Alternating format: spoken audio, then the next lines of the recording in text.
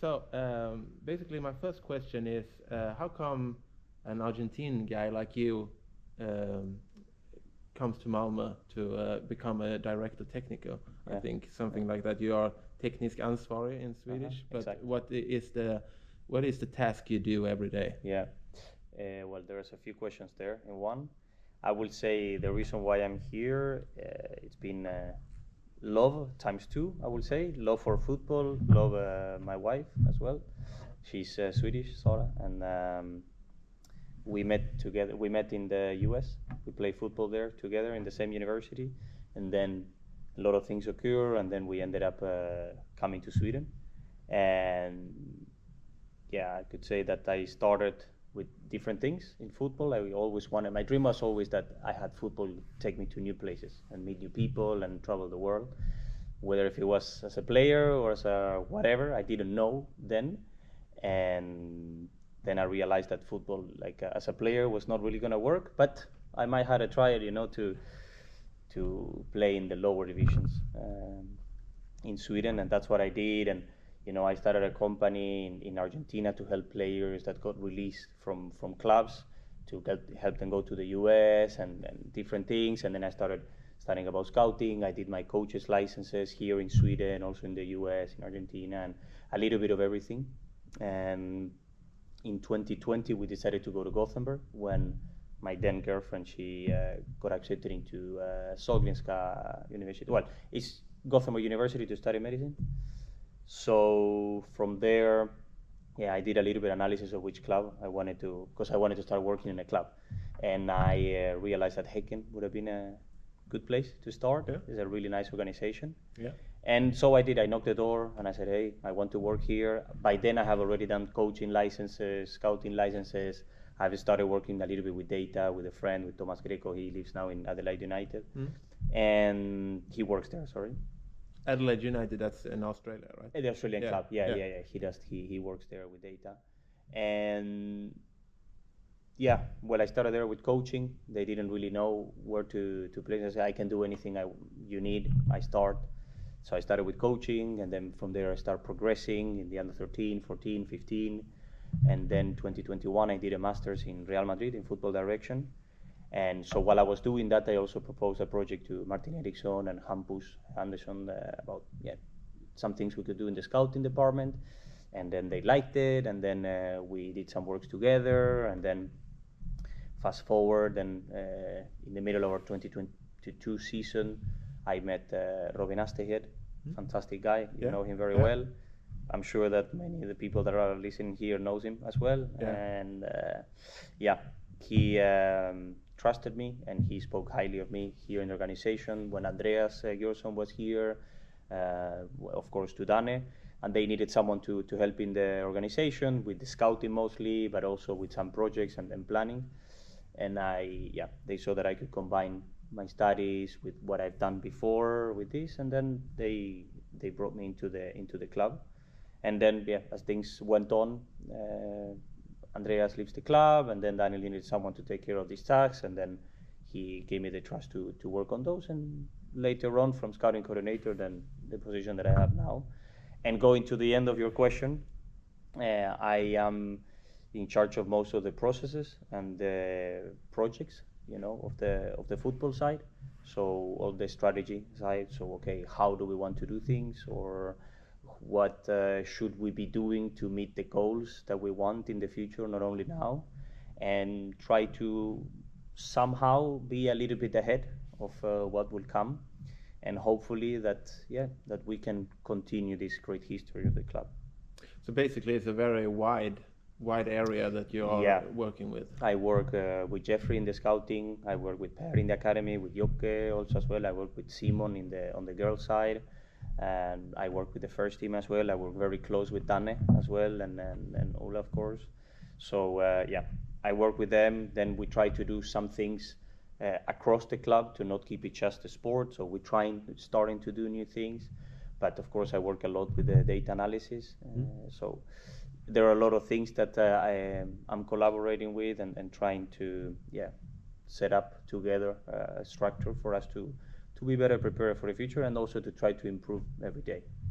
What section do you find most interesting when it comes to football? Is it scouting or? That's a hard question. Yeah. I enjoy almost everything. Yeah. I would say, yeah, because when I have my conversation with Maxime in the women's side, I also find it some fascinating. I enjoy a lot working with Philippe and Willa, two data analyst. I think that there we can have an amazing competitive advantage, and then at the same time, scouting has always been something that I loved. But at the same time, I also enjoy a lot sitting down with Joke in the academy and trying to see what is the best methodology that we can employ to improve better, to have better players, to get them more ready to have into the first team. So I enjoy every area, to be honest. I don't really have one, like the strategy of the squad planning. This I think is fascinating as well. So to be honest, I couldn't say this one is the number one. I'm very, very, very fortunate to be able to do many of them. And at the same time, this comes with a risk sometimes that if you do everything, you end up not doing anything. So this I have to be quite smart and try to be, not that I am, but I mean, I need to make sure that I'm delivering equally to all the departments that I need to, and not try to be on everything just for the sake of it. Yeah. Make sure that I'm adding value where I need to be, and not just being there to be there. Yeah. If we're back a little bit in time, you were born in Argentina. Yeah. Yeah. Where? In Buenos Aires. In Buenos Aires. Right outside the city. Yeah. Yeah. What's the place called? It's called San Isidro. Ah, San Isidro. I was raised there, and then also in Martinez. It's another place where my dad lived. Yeah. And you started to play football at an early age? Yeah, when I was, it's funny because I got married this summer. Oh, congratulations! And, thank you very much. And my brother, he's a super guy, super extrovert. He's not scared of big crowds or anything. And he grabbed the microphone in the middle of the wedding, and he was basically saying, everything here is because of me. And we were just laughing a lot. He was not drunk then, but he was the first one that gave me a ball. And there is a picture of that when I was 2 years old. Oh. So I always wanted to play football, and I enjoy it a lot. I still do. Sadly, I cannot do it too often as I wish. But this year and last year, I played with Lilator FF. We got promoted to Division 2, so really, really nice. But I don't know, how could I do it without playing? It's my moment of, complete switch off. I leave my phone there, and then I enjoy. I enjoy like a kid. I like it a lot. My wife, my friends sometimes they say, let's go for a run. I can't. But if it's inside a pitch, let's go for it. So I enjoy it a lot. Yeah. Yeah. When you start playing in Argentina, which club did you start playing for? So I started playing in my school, and then I went there. In Argentina, it's not like Sweden that every club belongs to the federation. For example, with Lilator, who knows? If you keep promoting, you make it to Allsvenskan. Here in Argentina, there in Argentina, there are most of the clubs don't belong to this system. So they are maybe like regional leagues, So and then you have it's all amateur, some are semi-pro, and you have all sorts of levels. You have some really good levels, some more development. There are certain academies where the big clubs pick from. So I've always played in the regional ones, and then I always wanted to, go for a tryout in a big club. They asked me once, like, if I wanted to join, but, it wasn't. What team? Eh? What team was that? When I was very, very young, it was Boca. Oh, really? Yeah, but I wasn't at the level to play for Boca Juniors. No. Not a chance. Maybe when I was 10, 11, but no, not a chance. And then later on, I went to Platense, which is my club. Big fan. And, yeah, I was there for a month, 2 months. And then I couldn't, the level was too high. That was when I was 17. And yeah, that's how it went. But it would have been nice to play, but I don't regret anything. But when you play in Platense, that was... I didn't play, I was only on trials. I never get to play, only internal games and trainings. But I didn't really get to sign for them or anything. Okay. Yeah, because how I have interpreted it, it's like in Argentina, there are the first division, then you have the B Nacional, Yeah. then you have Primera B, Primera Well, C. it opens. So you Yeah. have first division that is national, Yeah. with 38 teams, and then you have the second division with Also national. It's also national, and then it opens. Yeah. For then it's clubs that are Primera inside Federal, Buenos yeah. Aires, and then clubs that are outside of Buenos Aires. Yeah. Yeah. So, but also all like the formal one.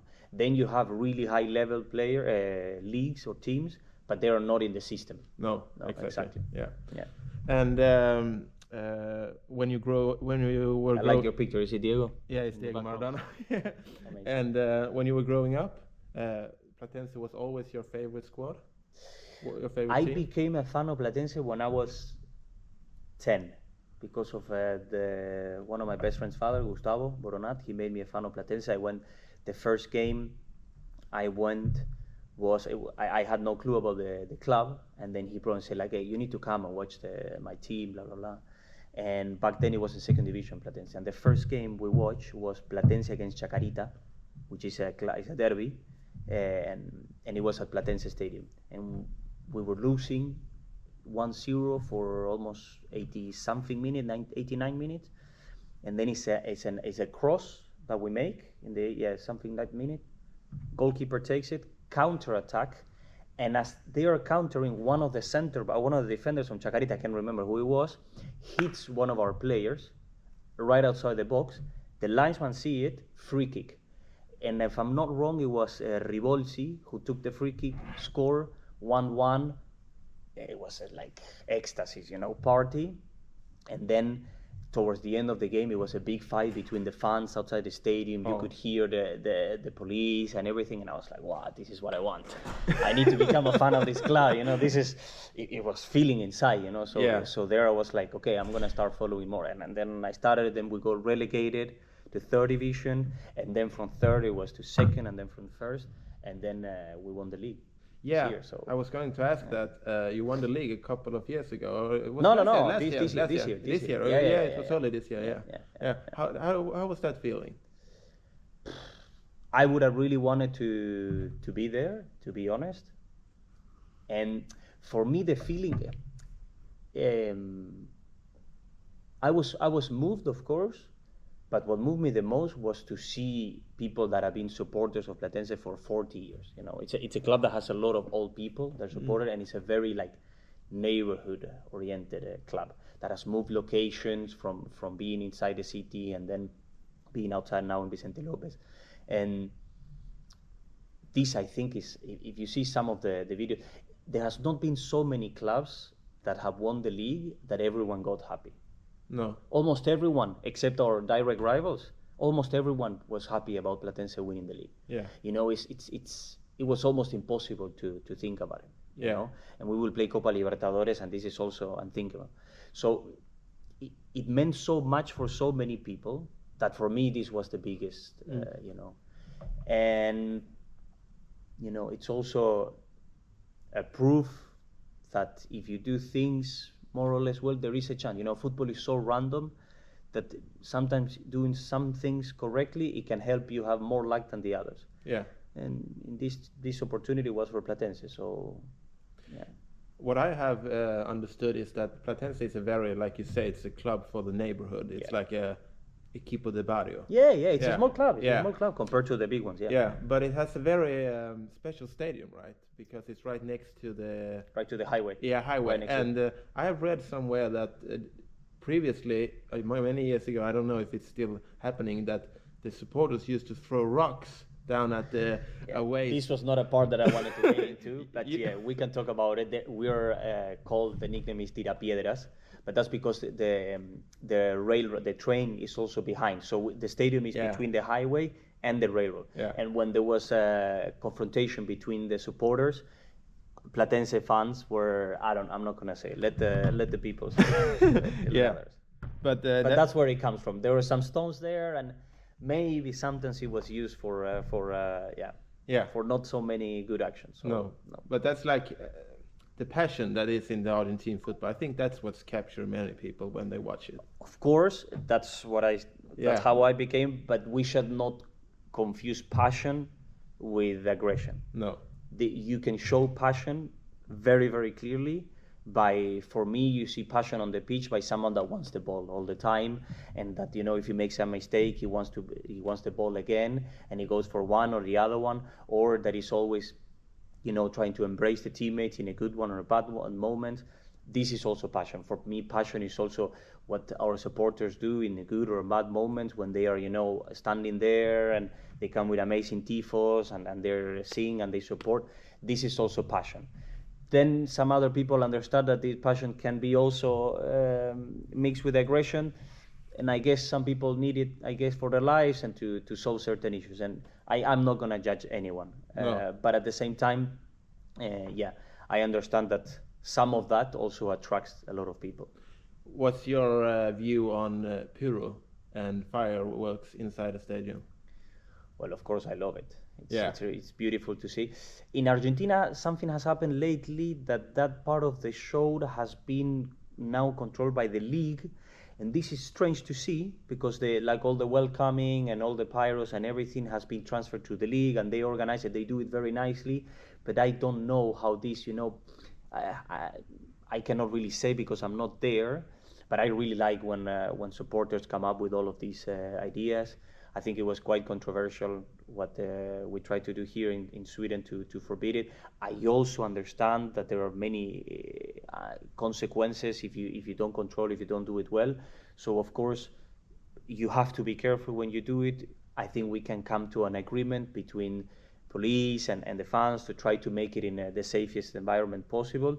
But at the same time, it's something that is it means a lot more to for the supporter than we mean from the other side. I understand that when we come with certain type of measurements like these ones, I would like to believe that there is a lot of thought behind it, and there is a reason why we want to be careful. But at the same time, I think the supporter understands that, you know, there is a way that we can do it without hurting anyone. So yeah, it's definitely a beautiful thing to see. Yeah, because I've seen that too in Argentina now, that the recibimientos is more controlled, because the fireworks and the They're on the pyro pitch is on the and- pitch yeah, already. exactly. And to me, I understand it is because it's much safer, obviously, but I don't know the reason. No, but I can No. imagine that's one of the. I could understand. Yeah. I could understand maybe to make sure that it's a better show. Yeah. You know, like Juan Malillo said that in 2000 football was what's the translation, sepultado. You know, he said like football died in the 90s, and then in the 2000s it was graved, so to say, because it started the sport passed from media working for football, and then after 2000 football started working for the show. So all of these things occur as well. And I don't know if he's right or not, but it's definitely some of the consequences that has happened after, like this one, like having a better, you know, show, a better product for the TV, for the fans. I'm sure some of these things, you know, occur in another way. Personally, I have a little bit trouble with that kind of tifo when it's organized that way. I want it to be the supporters doing it, but I can see why they do it as well, to make it safer. But like you say, it's a tricky question. Yeah, it can be. And before you came to Sweden from Argentina, you said you worked with different clubs and you helped the players. No, that was it's a setup in Argentina. We have an organization that the players that get released from clubs, you know, that they can find a way to continue their career somewhere else. Yeah, And okay. most of them, they go to the US, exactly. Yeah. But I haven't worked for any other club apart from Häcken.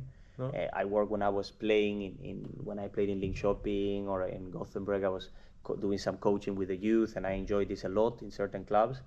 But then I have worked with clubs indirectly through a consultancy, you know, that I was doing some works for projects and so on, whether on finding players or setting up scouting departments or coaching searches and so on. Yeah.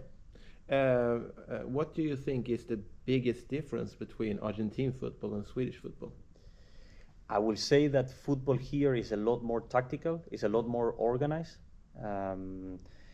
I think the football is understood from a collective perspective and is less intense than the Argentinian, which this I don't mean that is better or worse. I think in Argentina is a lot more individual oriented.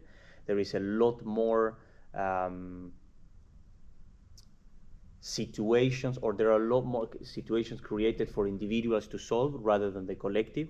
You also see certain teams that try to solve games with some collective patterns and some ideas, but you see a lot more individual quality in one-on-one actions, I would say, and a lot more intense, a lot more actions in one game.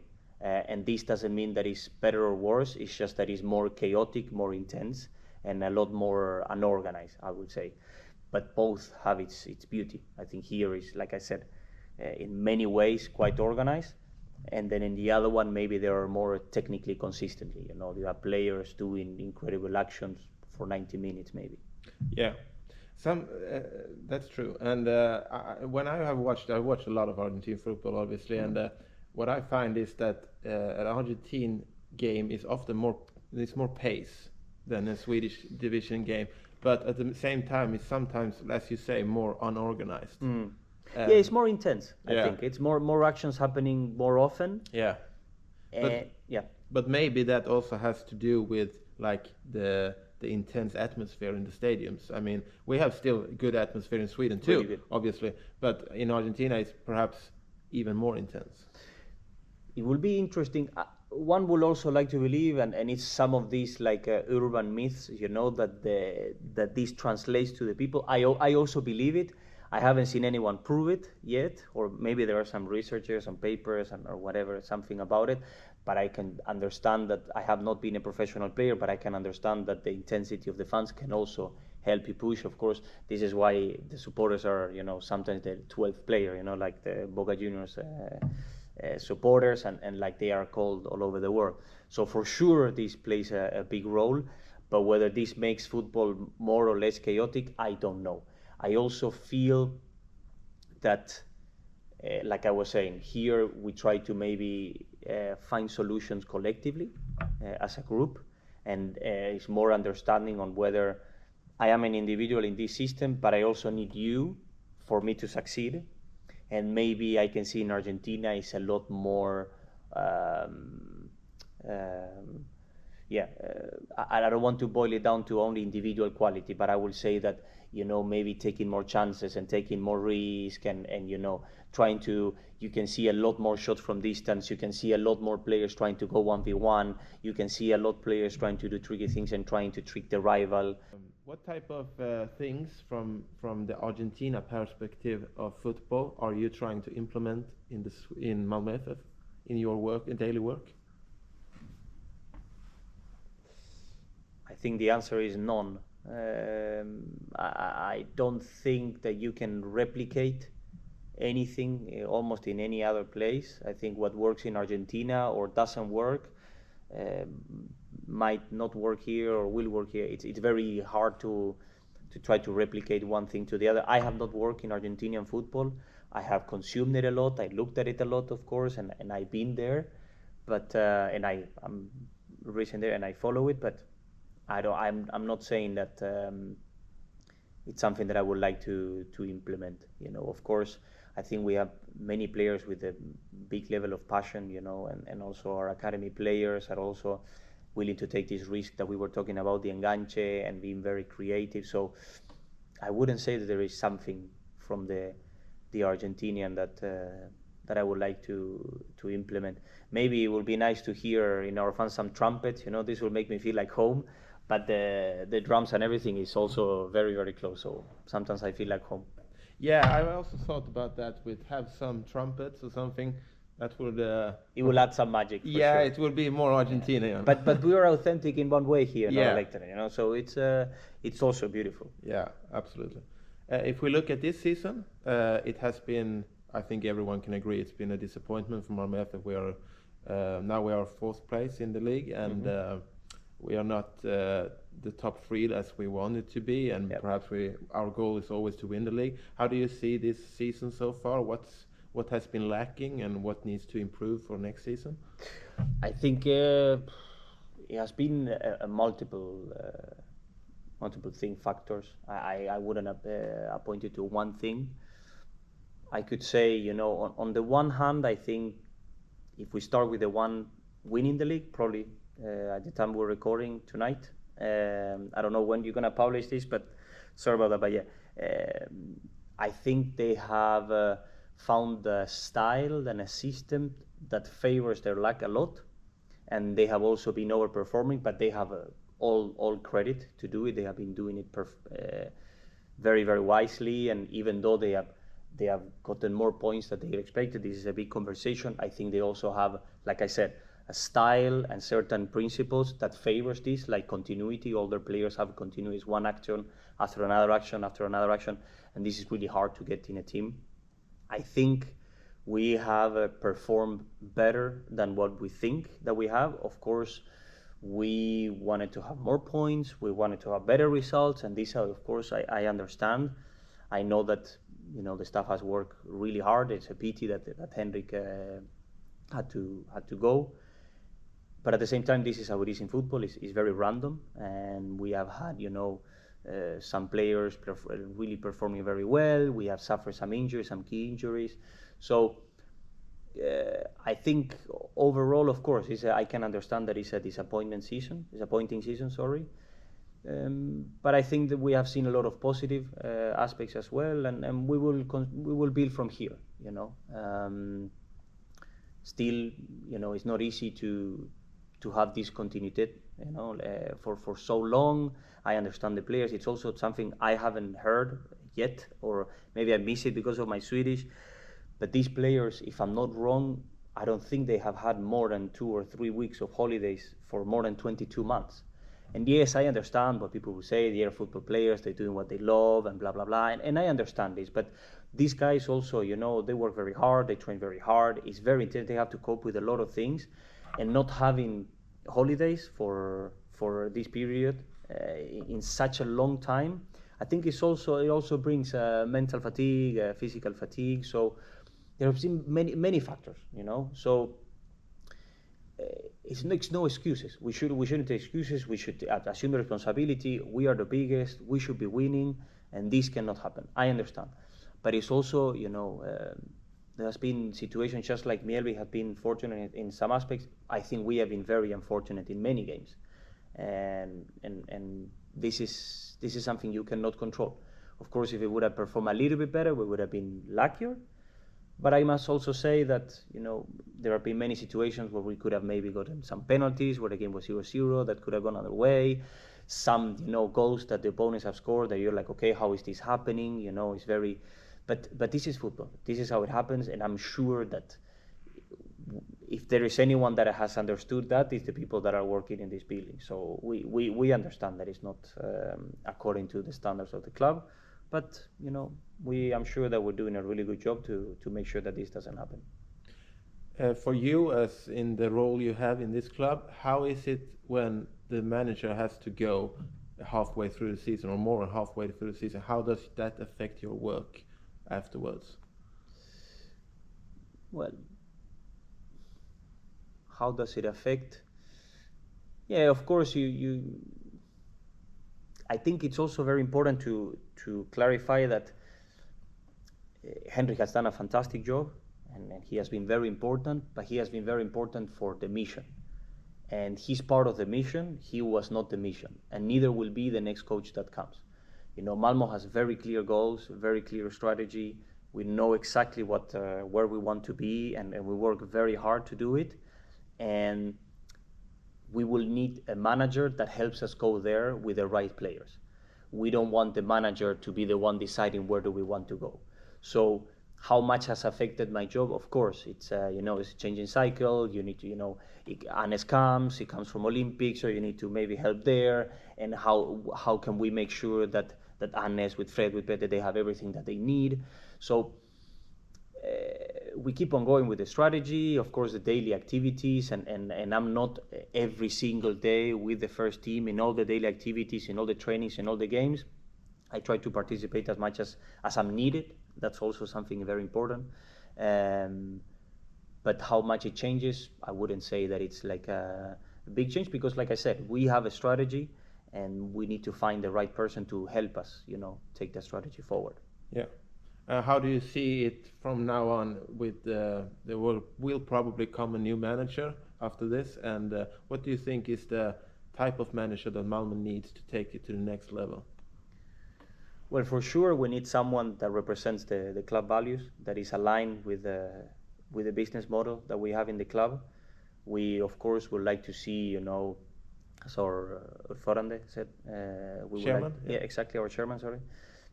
We would like to have maybe a more a style that represents more the supporters in certain way, and we would like to have this tactical flexibility as well, where we are able to play games in different styles and when it's demanded in the game. But I think more will come, you know, the closer that we get to the date, and I know that you guys will get more information as it comes. But for sure, that's someone that represents the value, that understand the, you know, the badge that we'll be representing, and that embraces what we stand for sure. If we go back to you personally, how do you see your future in the club? Are you happy here, or do you aspiring to become something in another place, or what's your dreams? These kind of things. Look, I thought about this so many times, but even when I was in Argentina, and I think it was, I don't know exactly when it was, but I understood that, you know, as humans, we are constantly trying to fill up some emptiness that we have, you know, always striving for more. We build up on illusions, and we say, okay, when I get this, or when I buy that car, or when I move to this house, or when I get this job, I will be more happy. And I happen to understand that these are only illusions that is good to have. We want to aspire for new illusions, and we want to progress in life. But I don't think this will mean happiness, you know. This will. So in terms of where would I want to be next, I think it will go step by step. It's fine to, it's good to have ambitious. I think there is a lot of things to do here.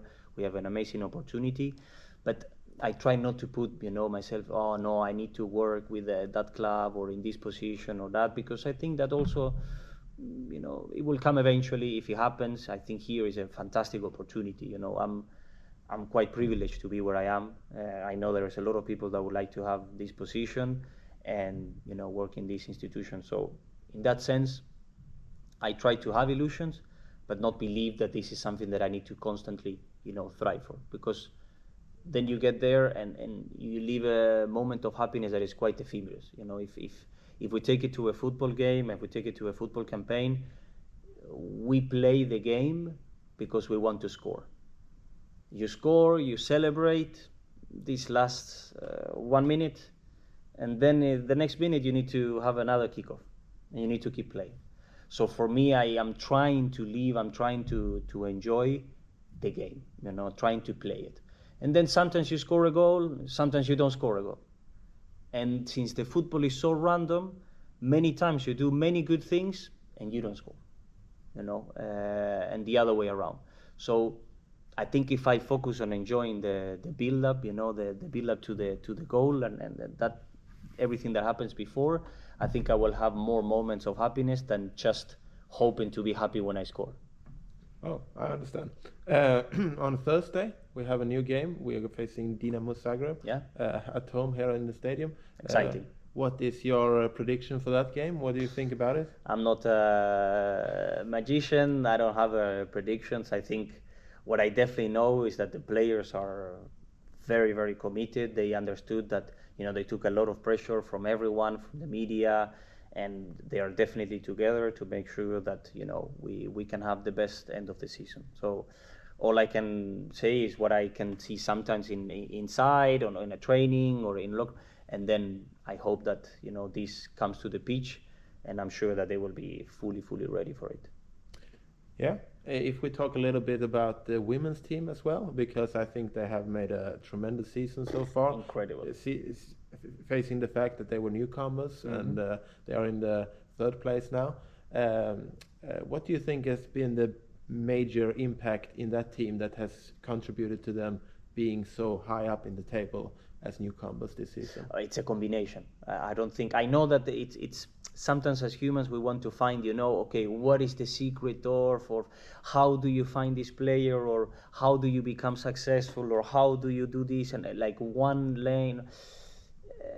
There has been so many, you know, fantastic stuff. You know, Maxim has led the entire organization really well, and of course, incredible players. You know, and when one player maybe was not performing, then the other one performed really well. So I would say it's a combination of many things. I wouldn't point it out to one thing, but it's definitely, I would say, one common factor that you can see through it this year is the conviction that we have as a club that this is an amazing opportunity for the club to grow as well. We have a tremendous opportunity. And when it comes to the women's team, it's still very low attendances here at the stadium when they play, which is a bit sad. What do you think the club needs to do to attract more people for the women's team? Oof, that's a very difficult question. I think there are people that are a lot more prepared than me to answer this question, but I'm sure that the more we can relate the team to the supporters, the better connection we will get, and from there maybe people will feel more represented and try to have an attachment to them. And when this happens, when you make the supporter feel that you are doing something that is aligned with their wants, their values, their needs, and their beliefs, then maybe we will have a bigger attendance. But of course, it's a huge challenge, not only for us, for many of the clubs in Sweden, abroad as well. It's very difficult. But I'm sure that we have been showing, some improvements, and this, I'm sure, it's just an uptrend.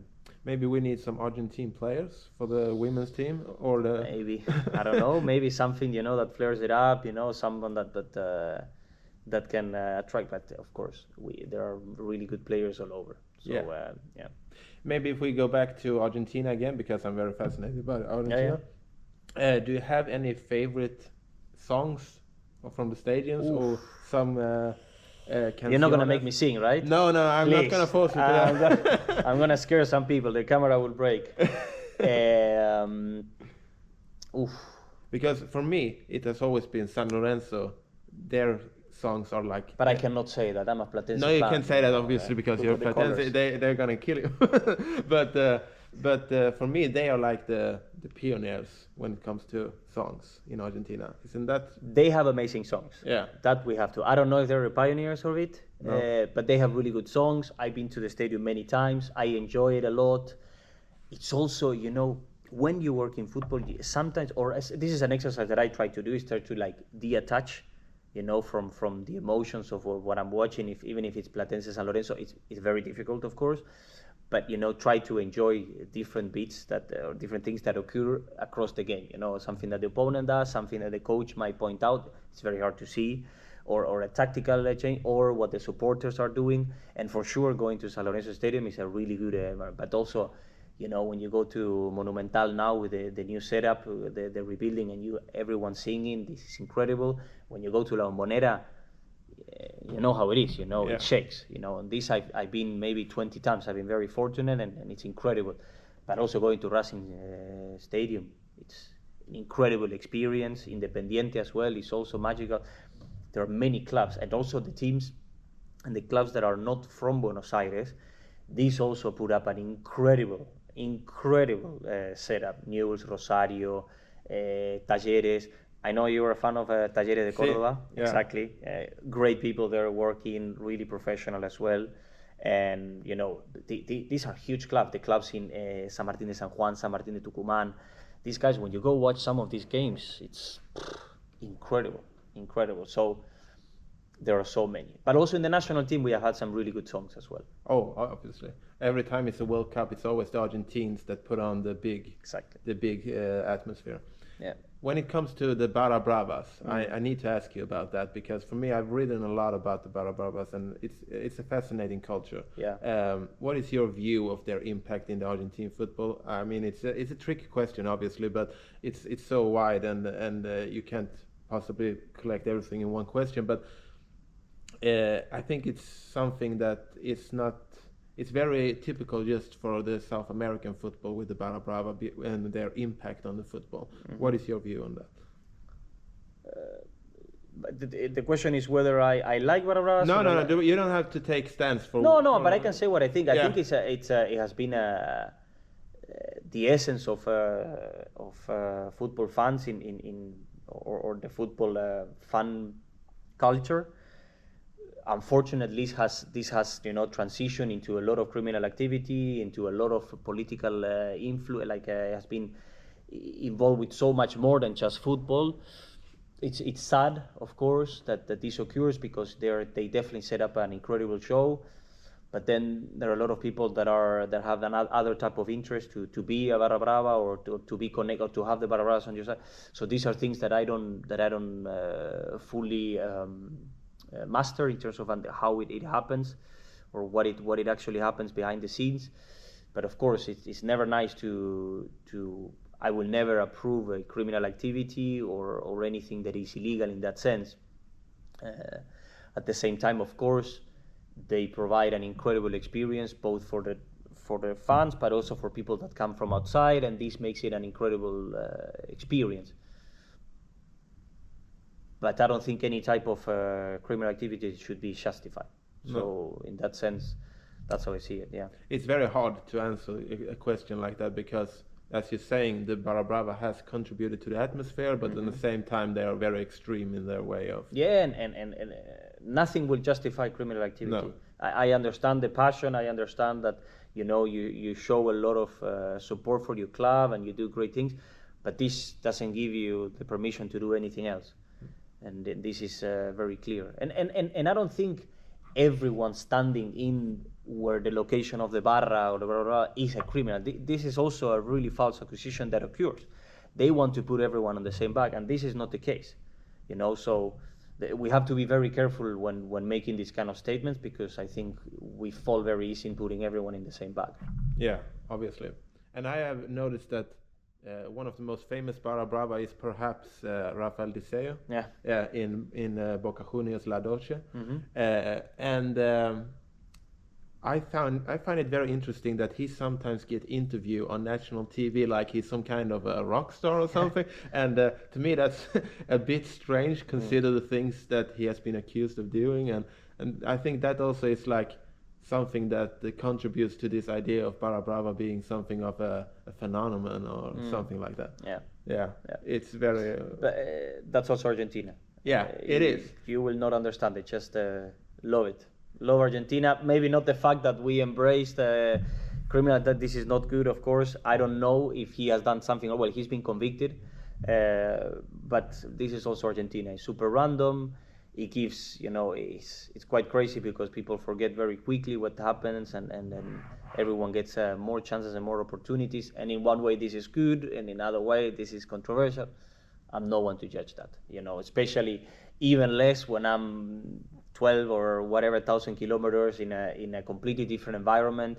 I'm no one to judge that. I'm Argentinian, but I have zero authority to come and say whether something is good or bad, No, obviously. But yeah, he is one of the persons I really want to interview one day. Nice. I think that would be... I'm sure he has a lot of stories. Yeah, he must have thousands of stories. He's a fascinating person. And it wasn't very long time ago that Barra Brava traveled with the national team to the World Cups, right?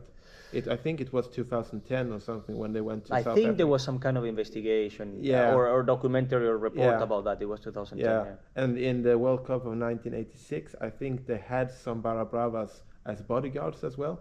Could be. I don't know. Yeah. You know more than me in this aspect, but I don't. Because the president of Vélez, Raúl Gámez, you know him? Okay. No, I don't know him personally. No, he was the leader of the Barra Brava in Vélez, and he was called El Pistola or something like that. Yeah. And he is seen in the stands in 1986 knocking. You can listen to. I think his first name is Gustavo, but his last name is Gravia. So he's a specialist in Barra Bravas. Yeah, I think I know him. And there are a lot of interviews when he explains. I think he has written a book as well, and I think he explains very well what's the ecosystem of Barra Bravas. Yeah. It's a fascinating world. Well, thank you very much. So now that I recommend it, I hope he sends me one of his books. Yeah, let's hope that. But I thank you very much for this interview. Please, my pleasure.